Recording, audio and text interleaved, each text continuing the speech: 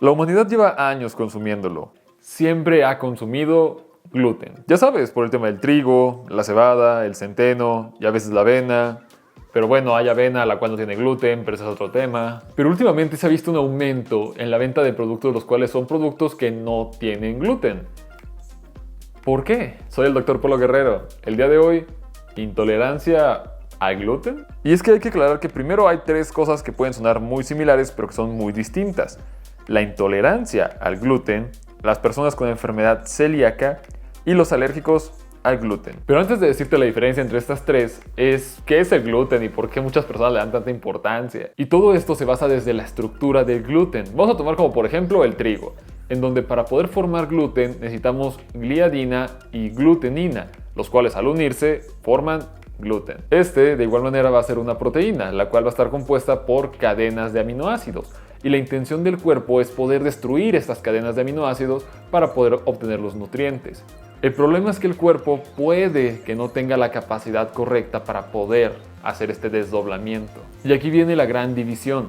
Hay personas que son alérgicas al gluten, así como hay personas que son alérgicas a las nueces, a las fresas, a los mariscos, les causan una reacción. Y esto es porque hay personas que son alérgicas, por ejemplo, al trigo, en donde los síntomas son muy característicos. El rash o la urticaria, dolor de estómago, o en casos severos puede incluso llegar a un choque anafiláctico. Así que sí, el tema de alérgicos al gluten es un tema el cual sí hay que tratarlo con mucho cuidado, porque bueno, muchas cosas en esta vida tienen gluten. Mientras que por otro lado está la enfermedad celíaca, lo cual es una enfermedad autoinmune. La enfermedad celíaca es un trastorno digestivo y autoinmunitario crónico que daña el intestino delgado. La enfermedad se desencadena al ingerir alimentos que contienen gluten. Y la enfermedad puede causar problemas digestivos duraderos y hacer que el cuerpo no obtenga todos los nutrientes que se necesita. Todo el intestino está lleno de estas pequeñas vellosidades y la función es que puedan absorber los nutrientes.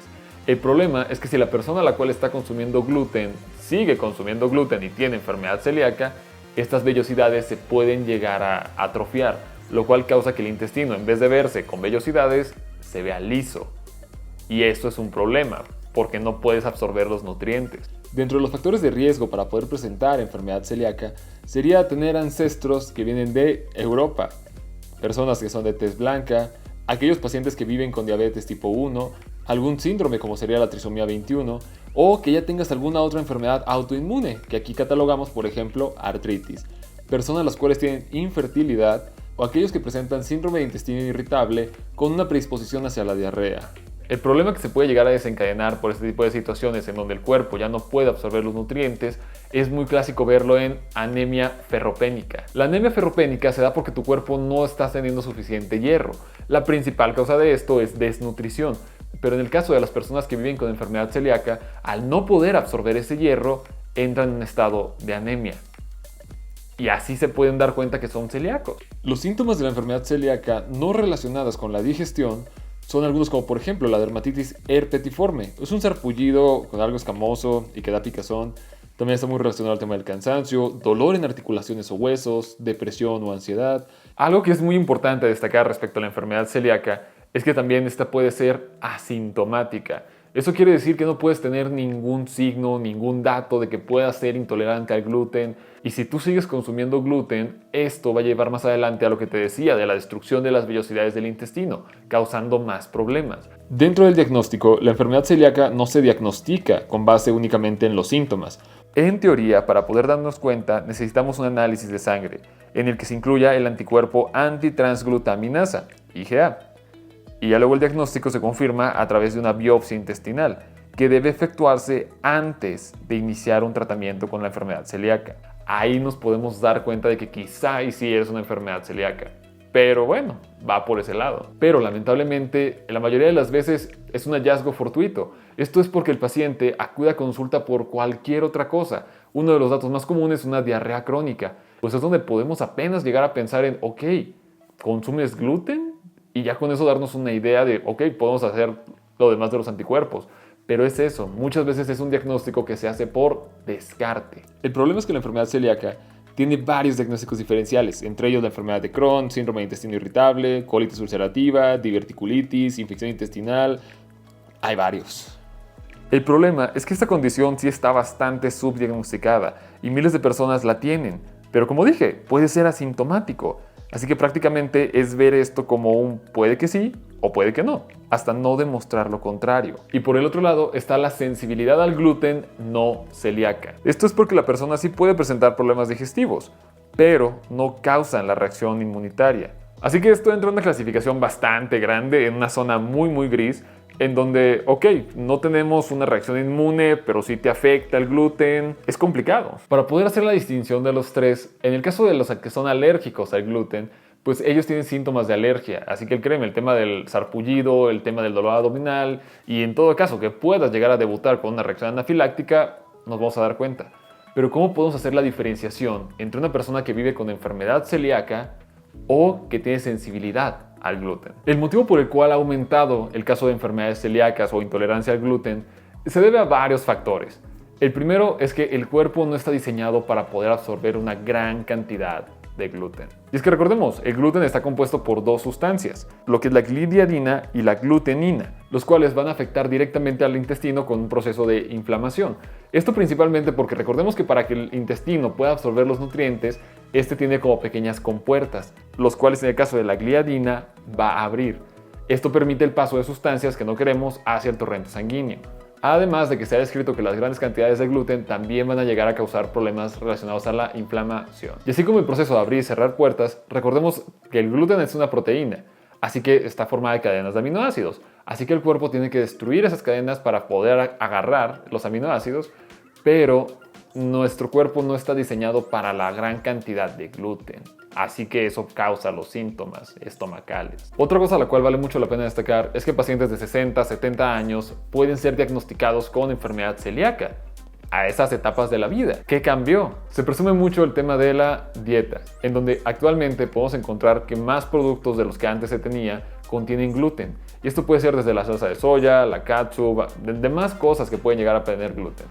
La condición con esto es que antes la dieta era un poco más balanceada en diferentes aspectos, tomando en cuenta lo que son las proteínas, las verduras y el grano sí se tomaba en cuenta, pero ahora se toman más en cuenta, lo cual ha complicado que esas cantidades de gluten puedan llegar a ser algo. Ahora, ¿el trigo que estamos consumiendo ha tenido algún cambio? Y es que se presume que el trigo ha sido el mismo desde hace 10.000 años.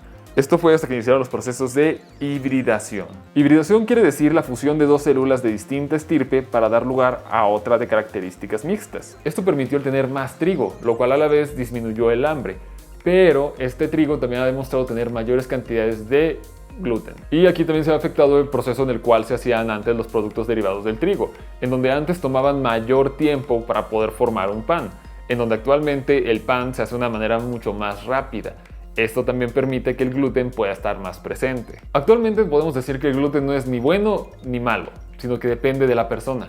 En donde si ya vemos que tiene la predisposición a una enfermedad celíaca, a una intolerancia o una alergia, claramente es malo. Pero por lo mismo también hay personas los cuales simplemente pueden consumir gluten y no les pasa absolutamente nada. Esto depende del organismo de cada quien. Dentro de las normas sí está descrito que el consumo de gluten tendría que disminuirse. Vale la pena recalcar, no tomarlo de la manera estricta y necesaria de eliminarlo, pero sí disminuir las cosas que pueden tener gluten, ya que, bueno, al final del día, si vemos la pirámide, pues vemos que necesitamos más proteínas, verduras que gluten realmente. Para que lo tomes más en cuenta, actualmente el mejor tratamiento para la enfermedad celíaca es no consumas gluten.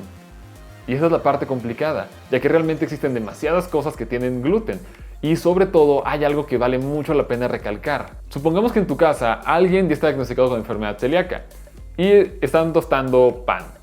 Ahora el pan de la persona que vive con enfermedad celíaca es pan sin gluten, pero tu pan sí tiene gluten y están usando la misma tostadora.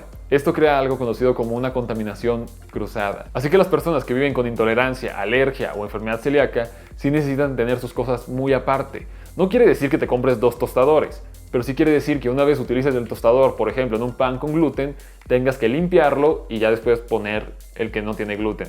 Porque si no, de igual manera, la persona celíaca va a estar consumiéndolo. Y esto recordemos que va a ser la atrofia de las vellosidades intestinales. Así que, en resumen, el tema de por qué la enfermedad celíaca se ha vuelto más notoria viene muy relacionada a el cambio de trigo que se está utilizando, los procesos y la alimentación. Así que bueno, por si tenías la duda. Solo recuerda que esto no es tomarlo como un bien o un mal, es tomarlo como un punto medio, ni mucho ni poco. Y de esta manera se pueden llevar las cosas más tranquilas. Esto fue todo por el video del día de hoy. Espero que aprendieras algo nuevo, que ya conozcas un poquito más de dónde viene ese tema del gluten y por qué es importante. Y sobre todo, si eres una persona a la cual sí tiene síntomas intestinales importantes, ve a consulta. Por aquí te voy a estar dejando mis redes sociales por si tienes alguna pregunta o algo similar. Y si tienes alguna pregunta, pregúntale a tu médico. Y ya.